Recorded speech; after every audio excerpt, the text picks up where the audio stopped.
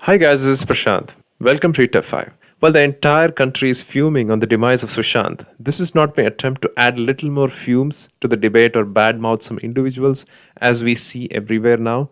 I will try and explain what are the different kinds of nepotisms and why some get flagged from the public and some names don't come up at all. Before I get into the nepotism dynamics in South, I would need to talk a little bit about the Bollywood, where this issue has been discussed and debated multiple times over the years, and especially after the sudden demise of Sushant Singh Rajput. It has become worse. Now let's compare the two stars of Bollywood, Salman Khan and the late Sushant Singh Rajput. Salman's father Salim Khan was a screenwriter back in the days, and it wouldn't have been much difficult for him to lobby for Salman's first supporting role in Bibi Ho To Aisi in 1988. Then in 1989, Salman acted in Maine Pyar Kiya and instantly became a star. Salman had a rich upbringing, right? And his film success meant that he didn't have to bother completing his degree in St. Xavier's College, Mumbai.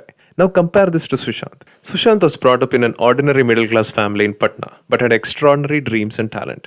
By the time he hacked it in his first movie, Kai Poche, he excelled in every field that he touched. Be it physics Olympiad, where he was national champion, or be it cracking numerous elite engineering entrance exams, or becoming one of the best dancers in Shaimak Davar's group. Since he sowed the seed of acting and drama in his mind until he landed a role in first movie, it took around like 6 to 7 years. And that too, he was too good at making the first impression. Now let's say hypothetically there are 100 doors to land your first film.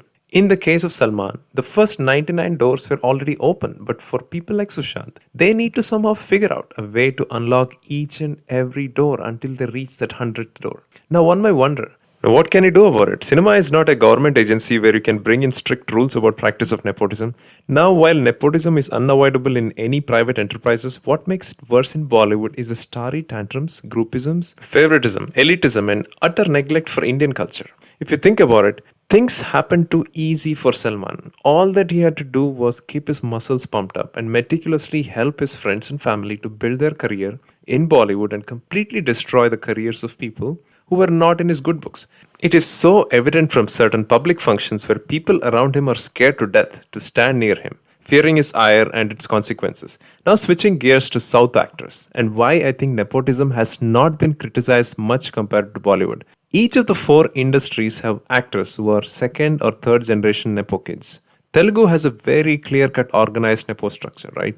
You have the Allu Konidela family, then Akinani Daggubati family, and Nadamuri family. Around 90% of the current lead actors in Telugu are Nepo kids. The biggest stars like Prabhas, Rana Daggubati, Junior NTR, Ram Charan, Mahesh Babu, Allu Arjun, all are Nepo kids.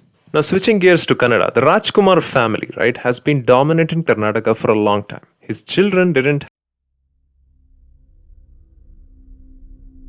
for a long time until recently some new faces started changing the course of Kannada cinema for good. Talking about Malayalam cinema, most Nepo kids are first generation. Dulquer Salman, Fahad Fasil, Prithviraj are all top stars and they also happen to be Nepo kids. Rest of the top actors like Nivin Pauly, Tovino Thomas, Jay Surya are all self-made. So in Tamil, out of all the top actors, Vijay, Surya, Dhanush, Simbu and even Kirti Suresh are Nepo kids. And there are incredibly successful actors who are non-Nepo kids too, like Vijay Sethupathi, Ajit, Vikram and Shiva Karthikeyan. Now let's analyze the difference between the Nepo kids of Bollywood and South, right? Bollywood has a long list of influential people who are living in their own La La Land forever. The most infamous show, Coffee with Karan, became a good platform for star kids of Bollywood and Karan to throw starry tantrums at each other and demean some upcoming actors. I'm sure you would have seen this clip I'm about to play now. Who would you kill, marry or hook up with? Ranbir Kapoor, Ranveer Singh, Sushant Singh Rajput. Marry Ranbir, kill Sushant, hook up with Ranbir.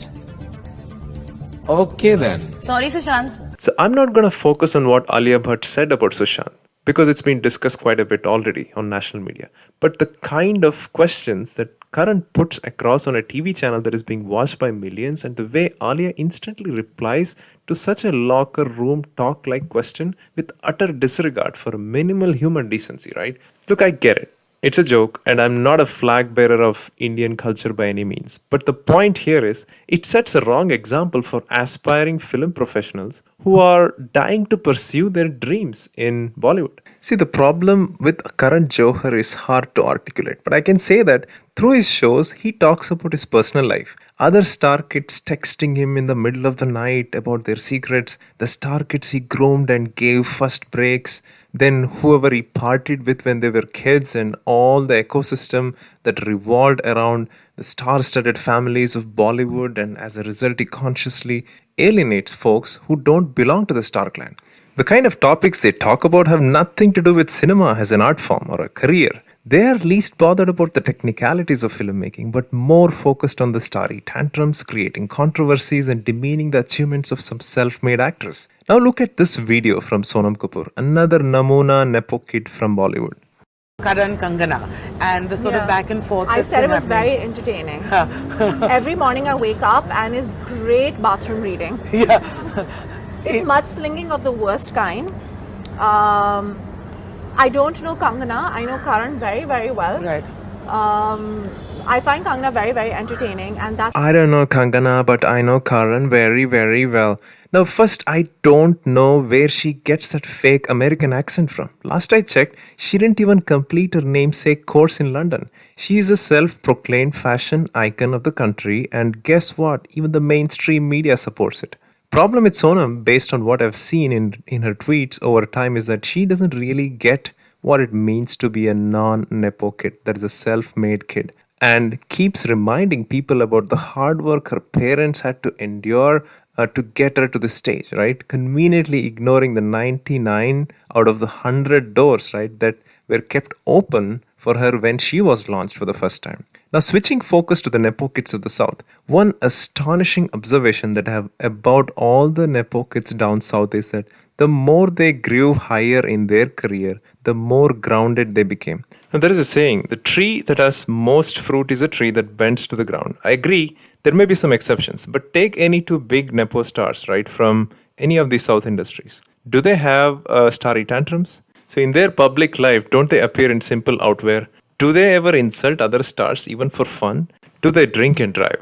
On screen, they may be appearing as Singham, Mari, Bahubali, or even psychopath. But in real life, they are just humble human beings cognizant of the fact that it is only because of the audience who bestowed all their love towards them and their family that they are in that position. Now, don't get me wrong, Bollywood also has some great actors who have not taken stardom too seriously. For instance, two of the most respected actors, right, Aamir Khan, Ajay Devgan, are from film families too. But have you seen them throw any starry tantrums?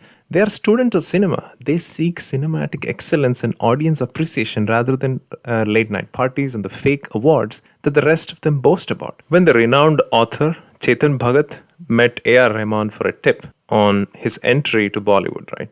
What A.R. said is, Bollywood is like a beautiful pond. When you plan to go deeper, you see more crocodiles pop up. He chose to be on the sidelines, putting his leg in and out of the pond very carefully. Now, friends, as I end this video, there are good and bad movie stars everywhere. But I must say that if you are a star kid, you need to be cognizant of the fact that you are here just due to the love bestowed by fans on your parents, and you should constantly stay grounded and focus on your work and content. As the OTT platforms are becoming more popular, it wouldn't matter if you are from a film background or not. The content will rule, an elitist ecosystem that you have created over time will keep getting insignificant. Thank you very much, folks.